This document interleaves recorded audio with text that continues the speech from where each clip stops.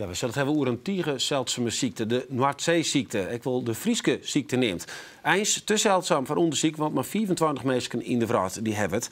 En één daarvan is, van die 24 is de 6-jarige Luna uit Ljouwert. Haar mem Renske Wassenaar is een actie begonnen om yield op te helling voor onderzoek. Ik aan tafel hier ons coach neuroloog Tom de Koning van het UMCG. Welkom.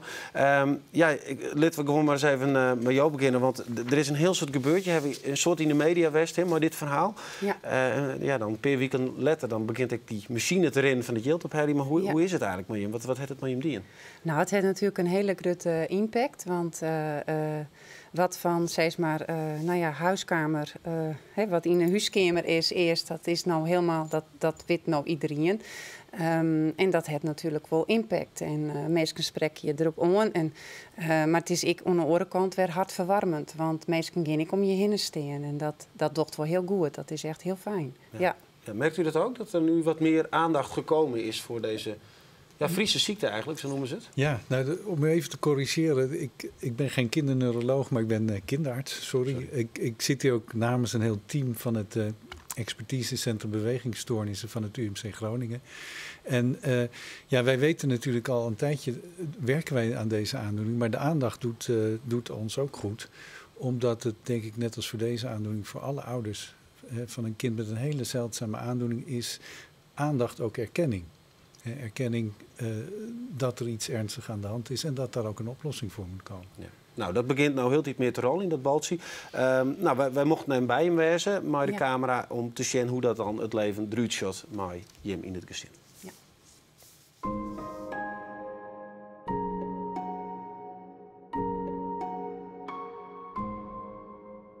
Het rennen wordt moeilijker. Luna kon toen ze 12 weer gewoon draven. Nou, dat is nou alleen nog maar mogelijk met een rollator.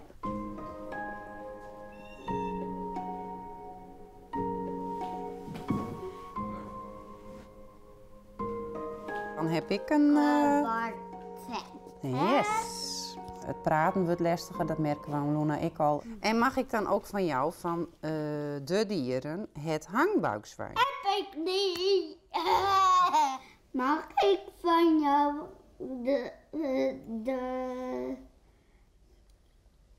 de bij? Hoe wist je dat ik die had? Dat had je beluisterd. Luna die had ik al echt blackouts, dat ze achterover valt. En dat zijn al je symptomen die het aannemen.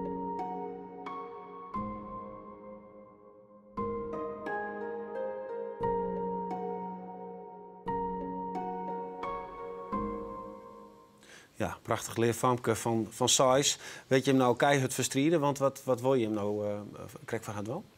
Nou, wat wij haar Jan willen is een kans op een beter leven. En dat kan in uw optiek alleen nog maar als er wetenschappelijk onderzoek mogelijk is.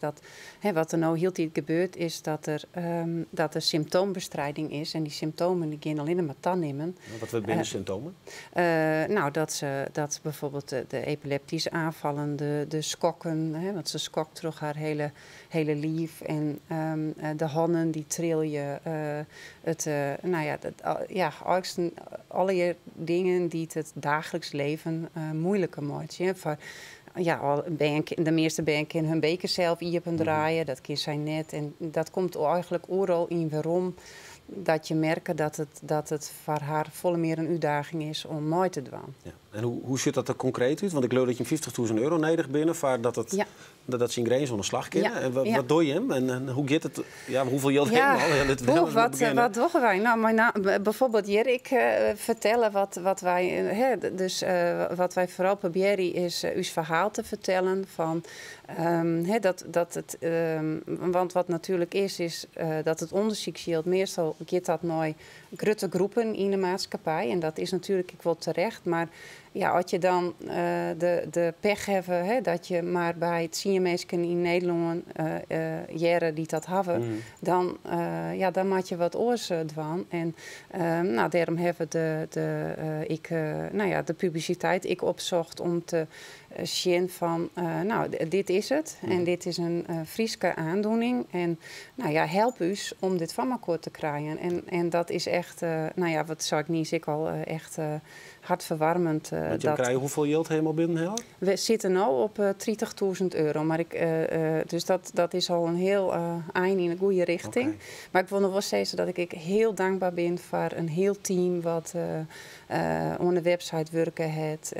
Een mensen die in een stichting zitten. En dat is echt fantastisch voor mensen om je heen te stinken. En collega's echt, je mooie gebaren. Dat is heel hartverwarmend. Ja. Ja. Nou, ik wil graag wel van u weten. Dan is er €50.000. Ja, we wonen in Friesland. Dat wordt echt wel bij elkaar gesprokkeld. Dus dat komt goed. Yes. Ja. Wat kunt u ermee doen?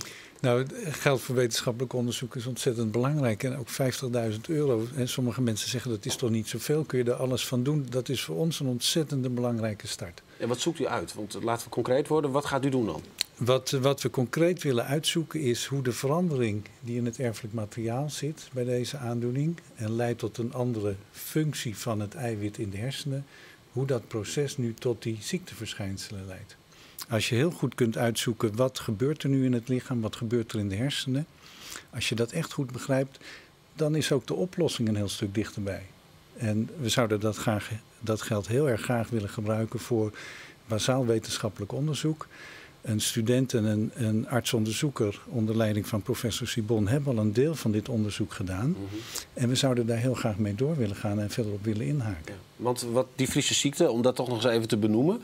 Ja. Hoe komen we eigenlijk aan die term? Wat heeft het met ons te maken? Ja, de naam van de aandoening is eigenlijk door de officiële naam is door de Australische groep aan deze aandoening gegeven. Wij waren de aandoening ook op het spel. We hadden een andere naam, maar zij hebben het North Sea Progressive Myoclonus Epilepsy genoemd met een heel moeilijk woord. Progressief, myoclonus is schokken en epilepsie.